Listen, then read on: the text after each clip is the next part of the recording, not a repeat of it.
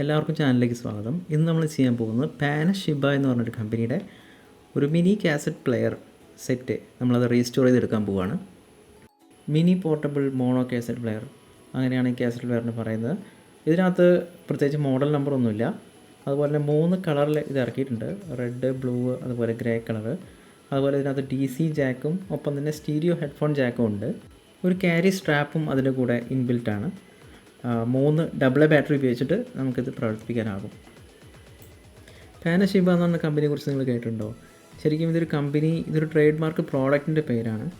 Shiba electronics limited എന്നാണ് ഇതിൻ്റെ original പേര്. ഇതിന് മറ്റു ട്രേഡ് മാർക്ക് പ്രോഡക്റ്റുകളുണ്ട്: പാനസോണി, പാനക്കായ്, അതുപോലെ തന്നെ പാനഷിബ. ഇങ്ങനെ 3 വ്യത്യസ്തമായിട്ടുള്ള ട്രേഡ് മാർക്കിലാണ് പ്രോഡക്റ്റ് ഇറക്കിയിരുന്നത്. അതിൽ ഞാൻ കൂടുതലും കണ്ടിട്ടുള്ള പാനഷിബ മാത്രമേ ഉള്ളൂ.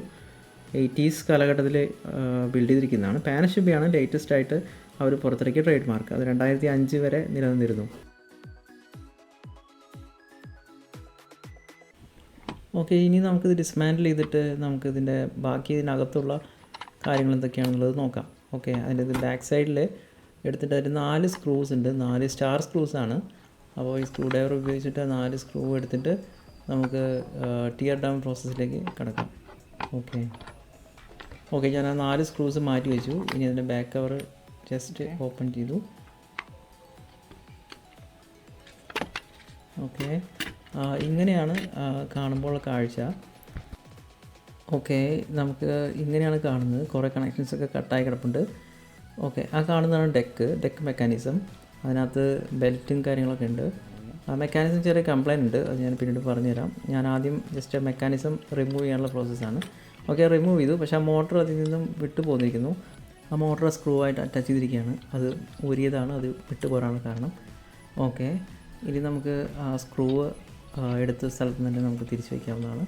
അതുപോലെ ഡെക്ക് മെക്കാനിസം നമ്മൾ ഊരിയെടുത്തു. നമ്മൾ ജസ്റ്റ് ഇത് നോക്കുന്നു. അതിന് മെക്കാനിസം ചെറിയ കംപ്ലൈൻറ്റ് ഉണ്ട്. അതായത് നമുക്ക് ആ സ്റ്റോപ്പ് ഫംഗ്ഷൻ അമർത്തുമ്പോൾ അത് തിരിച്ച് പ്ലേ ഓപ്ഷനിൽ നിന്നും അത് പൂർവ്വസ്ഥിതിയിലേക്ക് വരണം. ബട്ടണും അതുപോലുള്ള മുകളിലെ ആ ഒരു മെക്കാനിസം പൂർവ്വസ്ഥിതിയിലേക്ക് വരണം. അത് കൃത്യസമയത്ത് തിരിച്ച് വരുന്നില്ല എന്നുള്ളതാണ് പ്രശ്നം. അത് എന്തുകൊണ്ടാണെന്ന് വെച്ച് കഴിഞ്ഞാൽ അവിടെ ഒരു സ്പ്രിങ് അറ്റാച്ച് ചെയ്തിട്ടുണ്ടായിരുന്നു.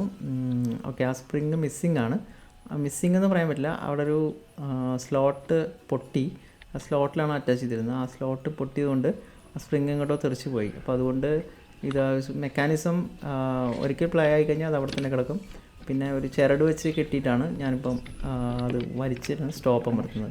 ഓക്കെ, നമുക്ക് ഇലക്ട്രിക്കൽ സർക്യൂട്ട്സ് നമുക്ക് എങ്ങനെയാണ് എന്നുള്ളത് നമുക്ക് റിമൂവ് ചെയ്യാം. ജസ്റ്റ് PCB ഡ്രിൽഡാണ്, സെൻട്രൽ ഡ്രിൽഡാണ്. ഓക്കെ, സിംഗിൾ ലെയർ PCB ആണ്. ഒരുപാട് വർഷം പഴക്കമുണ്ടെന്ന് തോന്നുന്നു കാണുമ്പോൾ തന്നെ. കുറേ കപ്പാസിറ്റീസ് ഡീറൈൻഡാണ്. ഓക്കെ, നമുക്ക് ആ ഒരു സ്പീക്കർ നമുക്ക് അതിൽ നിന്ന് റിമൂവ് ചെയ്യാൻ പറ്റില്ല, കാരണം അത് സ്റ്റിക്ക് ചെയ്ത് വെച്ചിരിക്കുകയാണ്, ഒട്ടിച്ച് വെച്ചിരിക്കുകയാണ്. ഓക്കെ, അത് നല്ല പശയിൽ ഇരിക്കുകയാണ്. നമ്മളതെടുത്തിട്ട് പിന്നെ അതിൻ്റെ പേപ്പറൊക്കെ നാശാവുന്നതിന് പകരം അതെടുക്കാതെ വെക്കാൻ നല്ലതെന്ന് തോന്നുന്നു. ഓക്കെ, നമുക്ക് ഇതിൻ്റെ കണക്ഷൻസ് ഇനി കട്ടർ വെച്ച് കട്ട് ചെയ്യാം. അതുപോലെ തന്നെ മറ്റ് എല്ലാ കണക്ഷൻസും അറ്റാച്ച് ചെയ്തിരിക്കുന്ന, അതിപ്പോൾ അവിടെ ഒരു കേബിൾ ടൈറ്റിങ് വെക്കുന്നൊരു സംഭവമുണ്ട്, കേബിൾ ടൈ പോലൊരു സംഭവമുണ്ട്.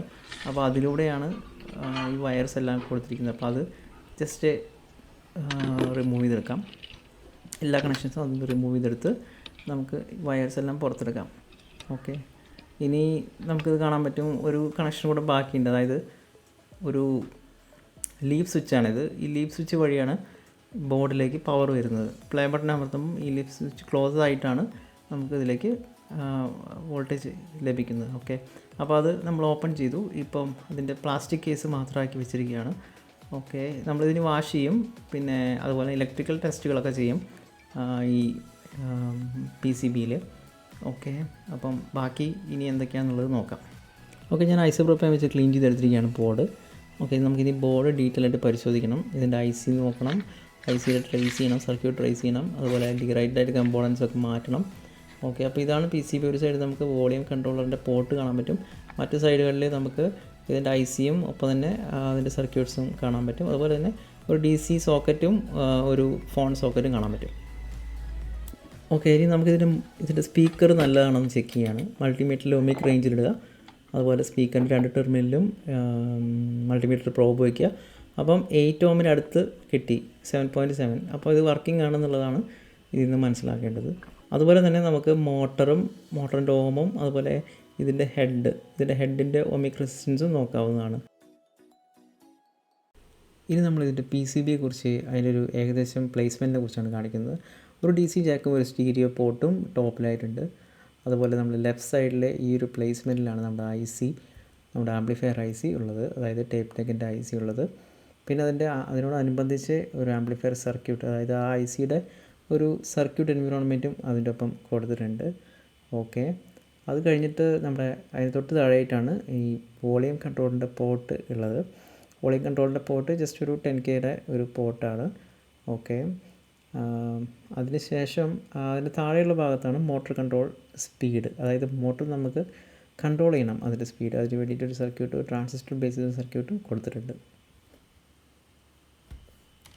ഓക്കെ, ഈ വീഡിയോ ഇവിടെ വെച്ച് വൈൻഡപ്പ് ചെയ്യാണ്. അപ്പോൾ ഇതാണ് നമ്മുടെ സർക്യൂട്ട് PCB. ഇതിൻ്റെ കൂടുതൽ ഡീറ്റെയിൽസ്, ഇതിൻ്റെ സർക്യൂട്ട് കാര്യങ്ങൾ, ഇതിൻ്റെ ബ്ലോക്ക് ഡയഗ്രാം, ഫുൾ ഇലക്ട്രിക്കൽ ഡീറ്റെയിൽസൊക്കെ നെക്സ്റ്റ് വീഡിയോയിൽ കാണാം. ഓക്കെ, അപ്പം കണ്ടതിന് നന്ദി. Thanks for watching.